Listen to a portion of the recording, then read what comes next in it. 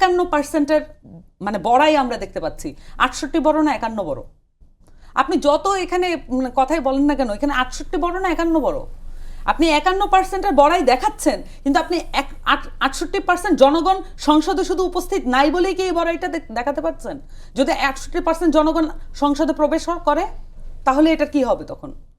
মানুষ মানে বিএনপির আপনারা দেখেছেন না ভোটের প্রচারণা সত্ত্বেও মানুষ হ্যাঁ ভোট দিয়েছে।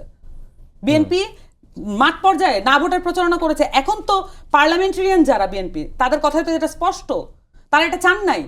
সংসদে দাঁড়িয়ে এই প্রতারণার কথা উচ্চ কণ্ঠায় বলার মতো এই পরিমাণ মানে মানে নির্লজ্জ রাজনীতিবিদ হওয়া, এটা আসলে কতটুকু পাওয়ার হলে সম্ভব?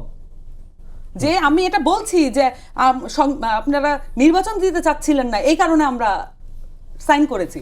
অথচ আমরা তখন বারবার বিএনপিকে বোঝানোর চেষ্টা করেছিলাম আপনারা আদেশটা দেখতে চান, জুলাই সনদ তো হচ্ছে, আপনারা সাইন করতে যাচ্ছেন, আদেশটা দেখতে চান। তখন কিন্তু ওই যুক্তি তারা শুনেন নাই।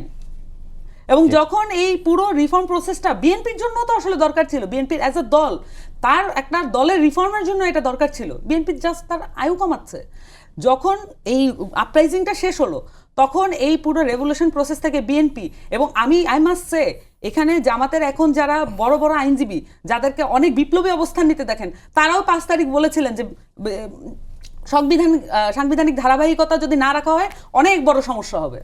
5 তারিখ তারাও এই কথা বলেছিলেন। এগুলো তো ধীরে ধীরে আসবে।